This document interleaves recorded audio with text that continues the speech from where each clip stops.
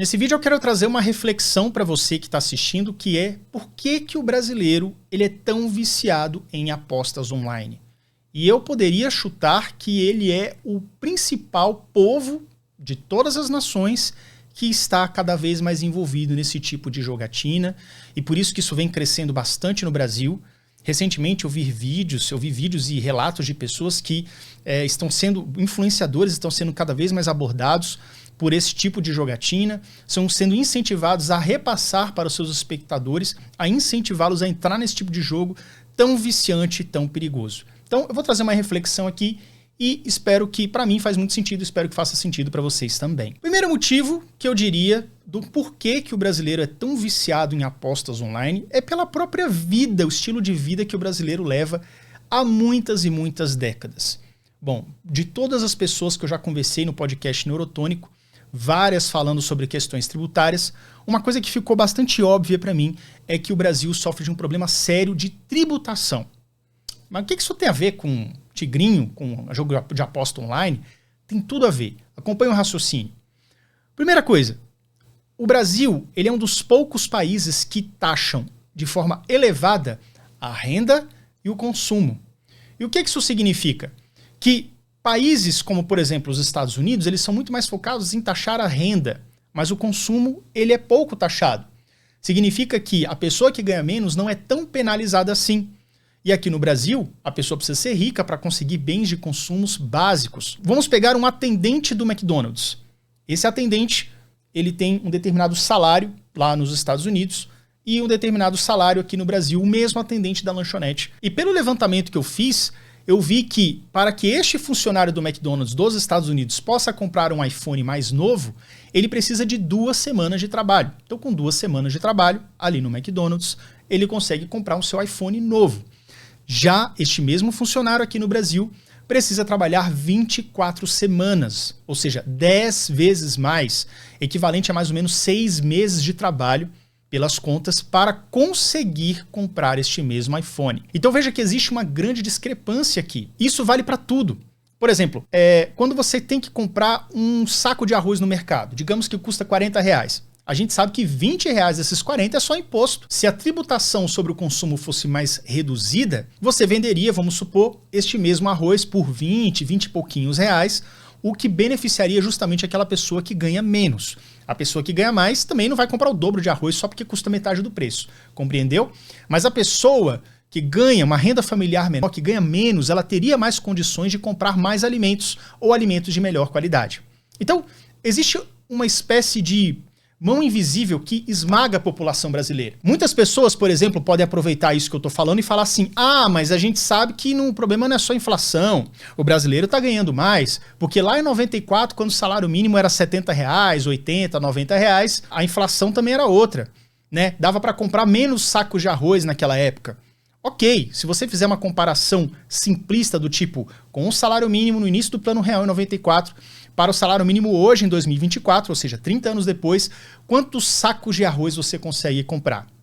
Muitas pessoas nessa comparação que eu já vi dizem que hoje você compraria mais sacos de arroz, um pouco mais do que o equivalente naquela época. Tudo bem? Só que perceba que não é tão simples assim. Essa comparação de comparar salários mínimos ao longo do tempo com poder de compra, ela não é tão precisa assim. A gente precisa entrar num consenso de que, por exemplo, se você olhar esse gráfico que está aparecendo agora na tela, você vai ver que lá no começo do Plano Real, você precisava ter 9 salários mínimos, ganhar 9 salários mínimos para começar a pagar imposto de renda. Então o que eu quero dizer é que mesmo que um salário mínimo lá naquela época fosse algo que comprasse menos sacos de arroz, quem ganhava mais do que um salário mínimo, ganhava 2, 3, por exemplo, tinha um poder de compra maior do que hoje. Porque hoje o funcionário, o empregado que ganha 3 salários mínimos, o que não é muita coisa, sendo que ele já entra numa faixa de corte ali do imposto de renda, já começa a entrar numa falácia dessa questão de comparar sacos de arroz que você pode comprar com a quantidade de salários mínimos. Porque o poder de compra hoje, comprovadamente, está menor. E isso não tem nada a ver com o governo, tá, gente? A gente sabe que tiveram vários tipos de governo ao longo desses anos, mas isso é uma coisa histórica. Antes mesmo do Plano Real, isso já acontecia no Brasil. A gente já tinha uma excessiva carga tributária, que ela vem aumentando ao longo dos anos e parece que a coisa não está não está fluindo como deveria. Então, perceba que esse é o primeiro ponto. Pagamos muito imposto, pagamos de uma forma cruel. Existem países que você taxa muito o consumo, mas o imposto de renda é baixo, ou mesmo não tem imposto de renda. Existem outros países que focam mais na renda e menos no imposto sobre o consumo, que beneficia a pessoa que ganha menos, como é o caso dos Estados Unidos. Tudo bem que um iPhone é muito mais barato proporcionalmente nos Estados Unidos, ok? Mas o funcionário de baixo salário, de baixa remuneração nos Estados Unidos, ele tem o direito de ter um iPhone 0. Já a pessoa aqui no Brasil, não. Ele tem que optar por outros aparelhos de menor qualidade, de menor preço, para que ele consiga minimamente ter ali parcelado em 18 vezes no carnê o acesso àquele bem que ele gostaria de ter. Então, a vida no Brasil é muito difícil. A gente percebe, por exemplo, falando em níveis de reais, vamos chamar de dinheiros, tá? Aqui no Brasil, um carro zero, decente, assim, um carro que, poxa, começa a ter um certo luxo, parte de 120, 130, 150 mil reais. Nos Estados Unidos, um carro bacana, a partir de 20, 25 mil dólares. Você compra um Corolla, você compra carros parecidos com esse, pelo menos, né? Que é um carro que não é nada demais, mas ele tem um luxo, um conforto. É um carro de classe média nos Estados Unidos. E aqui já é quase que um carro de luxo. Um Corolla 0 km, um Civic 0 km. Então, a população brasileira, de modo geral, ela é cercada de tantas formas que ela não consegue utilizar a sua renda. Né? Ela não consegue pegar esse dinheiro e transformar em bens, transformar em benefícios, transformar em casa, em apartamento maior, em um carro novo, em um brinquedo melhor para o seu filho. E muitas vezes as pessoas não percebem isso. Geralmente, quem percebe é quem tem um pouco mais de esclarecimento na questão econômica, financeira.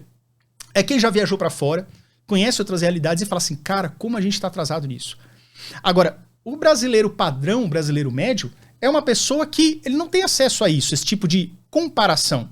Ele acha que a vida assim é difícil assim mesmo e tá tudo certo. Ele não tem essa visão de que poderia ser melhor e poderia ser de forma viável mesmo melhor. Você, TDAH, já teve medo de ser demitido? Muitos de nós têm muita dificuldade em se adaptar ao mercado de trabalho. Parece que a nossa maior preocupação é não ser demitido e não em crescer na carreira. Eu te entendo porque eu já passei por isso. E hoje sou uma pessoa com TDAH, bem-sucedida, que conseguiu reunir ferramentas que me ajudam no dia a dia para que tudo isso acontecesse. Eu vou te mostrar essas ferramentas no primeiro link da descrição. Muitas pessoas falam que os impostos aqui são elevados no Brasil para manter a estrutura, por exemplo, o SUS, a educação de qualidade, o fornecimento de bens e de suporte, de também questões programas do governo que podem ajudar as pessoas de baixa renda, tudo bem, mas a gente não pode desrespeitar o óbvio.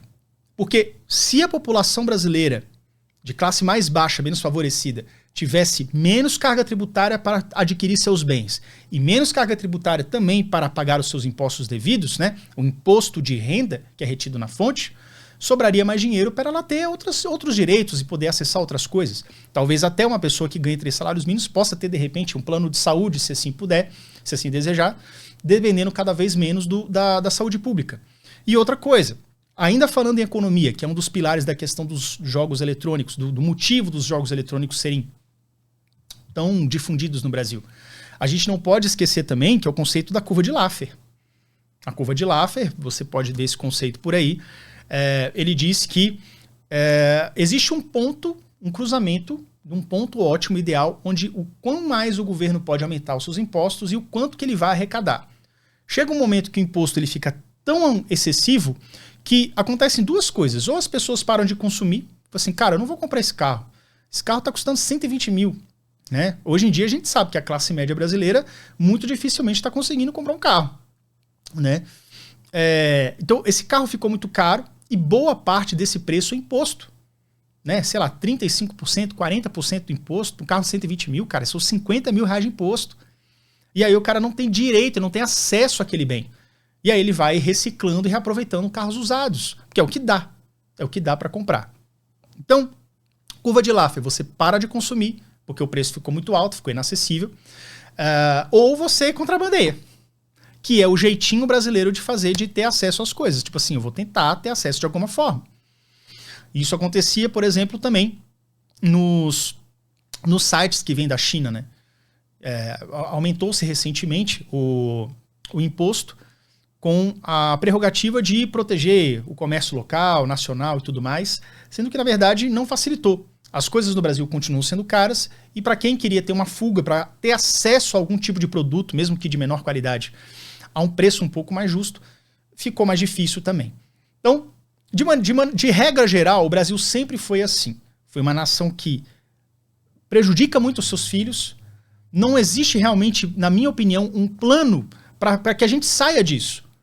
Uma reestruturação séria, como por exemplo uma reforma da Previdência que está sendo arrastada aí por décadas. Parece que tem agora uma expectativa de que ele vá para frente, que ele avance, mas por décadas ele tem sido assim, ele tem se mostrado algo que não vai para frente. Eu acho que a classe política ela não percebe a importância que tem você fazer uma coisa dessa funcionar.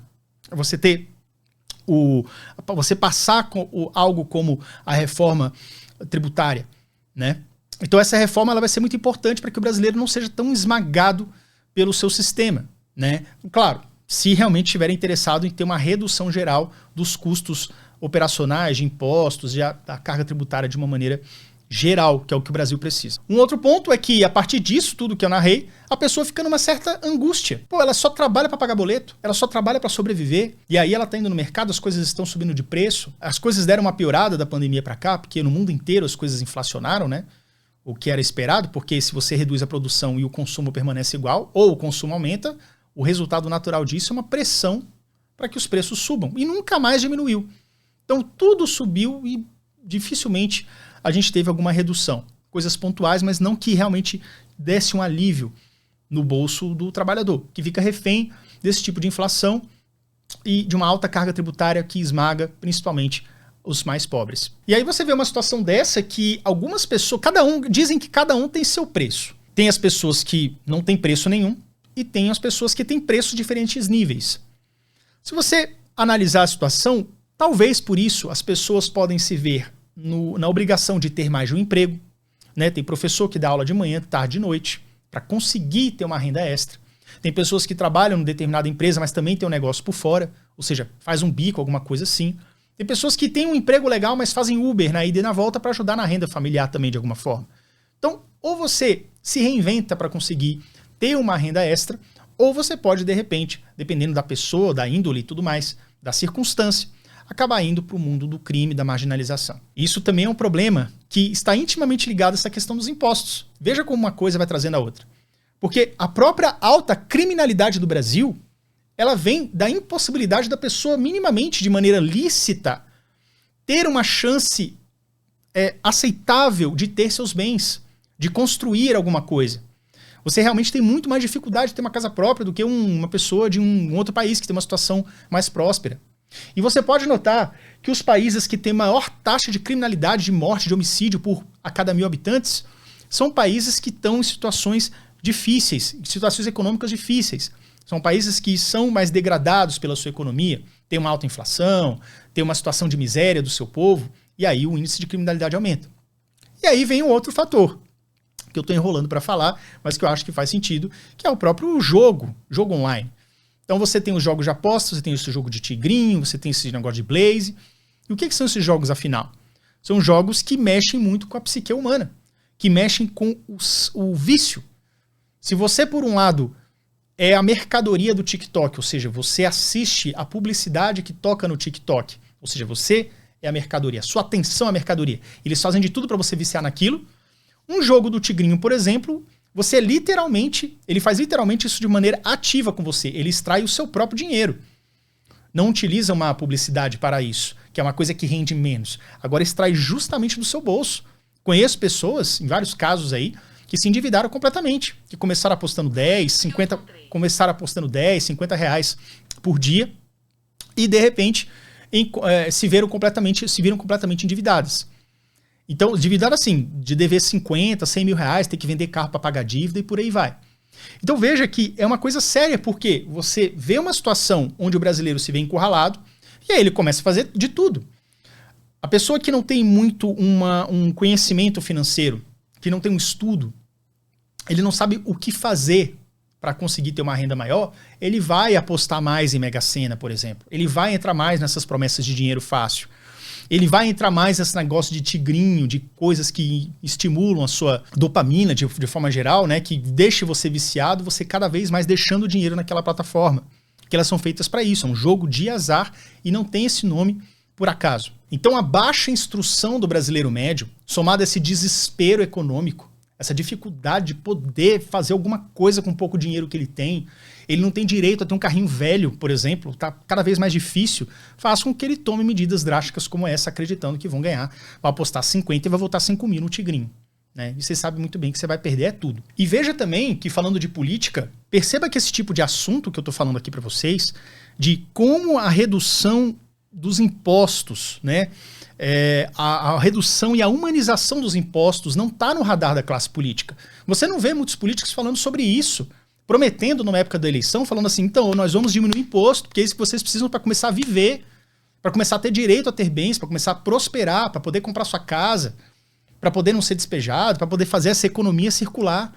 Porque quando você, falando de curva de Laffer novamente, quando você aumenta muito os impostos, você começa a ter fuga, você começa a ter uma redução, ou porque não está circulando mercadoria, as pessoas pararam de comprar porque está caro demais, ou porque as pessoas estão contrabandeando, então o governo acaba arrecadando menos. E quem tenta andar na linha acaba se estrepando, porque vai pagar por ele e pelos outros também que não estão pagando, né? Então isso é muito difícil. E você vê que as pessoas não têm direito a uma vida próspera, a uma vida com abundância. Isso fica muito claro. Então isso realmente é um ponto que eu acho que está fora do radar dos políticos, sejam eles quais forem, e que nunca foi colocado isso sobre a mesa. A redução dos impostos como uma maneira de salvar a cultura brasileira, de diminuir a criminalização, de diminuir, sei lá, a taxa de homicídios, de suicídios, de fazer com que as pessoas parem de acreditar nesse negócio de dinheiro fácil e realmente consigam ter com aquilo que elas produzem. As pessoas acho que não acordaram para isso de um modo geral. E, de repente, o intuito desse vídeo é esse. E mesmo com a manutenção dos programas sociais, do SUS e tudo mais, o Brasil ele retorna muito pouco. É ineficiente. Se a gente tivesse a possibilidade de ter uma redução de impostos no consumo, por exemplo, as pessoas consomem mais. Vamos pegar um exemplo aqui do salário de uma pessoa que ganha 10 mil por mês, só para vocês entenderem o que eu estou dizendo aqui. Quando você tem uma pessoa que ganha 10 mil por mês, ela está naquela faixa de 27,5% de imposto de renda. Isso daria mais ou menos 7.300, né? Que é o que ganha, o que cai na tua conta. Então você ganha 10 mil, é o que está na folha, é o que teu patrão paga, mas ele é obrigado a reter na fonte 27,5%, que daria mais ou menos 7.300. Então na tua mão, para você gastar, você tem direito a 7.300 reais, beleza? Então digamos o exemplo do arroz. Um saco de arroz custa 40 reais, 20 reais, ou seja, quase praticamente metade, é imposto. E a gente sabe que cada produto, cada categoria tem seus impostos. Mas vamos colocar ali 40%. Em média de tudo que você consome tem ali, no frigir dos ovos, 40% de imposto. Então, na verdade, o que você tem na mão não é nem 7.300. Você tem em dinheiro mesmo, que pode virar mercadoria, 4.400 reais. É esse dinheiro que efetivamente tem, ou seja, menos da metade. Você na folha ganha 10 mil, o teu patrão lá paga os encargos de 10 mil, mas na tua mão mesmo você tem menos de 5 mil, você tem 4 mil e pouco, 4.400, nesse exemplo assim de conta de papel de pão, tá gente? Se você fizer essa conta aí vai dar diferente do que eu falei, vai dar um pouquinho diferente, mas só pra você entender o raciocínio, tá? Então veja que é menos da metade que você tem direito. Então o governo ficou com 5.500 de imposto, você ficou com 4.500 na sua mão, beleza? Conta de papel de pão, pessoal, vamos considerar. Se tivesse menos imposto sobre consumo, sobre os produtos que você comprar na prateleira, você concorda que muitas pessoas que ganham o mesmo salário hoje poderiam comprar mais quantidade daqueles produtos? Poderiam, de repente, comprar um produto mais caro? Falei, bom, eu gasto, sei lá, eu gasto 20 reais num extrato de tomate, vamos supor, num molho, e aí agora, de repente, de um dia para noite, reduzir os impostos. Então aquele extrato de tomate lá, aquele molho de tomate, de 20 passou a custar 10. Aí você pensa assim, pô, que legal, agora eu tô pagando 10. Eu acho que eu vou levar 2 para fazer uma macarronada maior. Ou então eu já sei, eu vou levar aquele molho de tomate que custava 40, agora custa 20. Eu vou gastar os mesmos 20 reais, mas vou ter um produto melhor. E isso faz com que, no final das contas, o governo também tenha mais. O que eu tô dizendo é que a pessoa não vai consumir 10 reais. Ela vai consumir 20, só que ela vai comprar o dobro de produtos. Ou ela vai consumir um produto que antes era de luxo, que agora ela está tendo acesso, porque os impostos diminuíram. Então perceba que isso também é uma coisa que não está no radar dos políticos. Quando você reduz a carga tributária, você estimula o consumo. E estimulando o consumo faz com que aquela pessoa classe média, que tem uma renda familiar de 10, às vezes até 15 mil por mês, mas os gastos são excessivos, com colégio, com plano de saúde, não troca de carro todo ano, vamos supor. Troca a cada 5, 10 anos, que aumentou. 5, 7 anos, vamos lá, 5 a 7 anos. Agora que diminui a carga tributária, ele não vai segurar esse dinheiro. Ele não vai botar debaixo do colchão. Ele vai comprar carros a cada 2 anos ou a cada ano novamente. E aí você vai gerar mais uma compra, que vai gerar mais imposto e vai fazer a economia circular de uma maneira mais agradável, mais humanizada. O governo vai continuar ganhando dinheiro, mas não porque ele está cobrando 50 mil reais de imposto sobre um veículo vendido, mas porque ele está cobrando 20 mil, mas está vendendo muito mais carro. E no final, a conta é a mesma, se não for maior.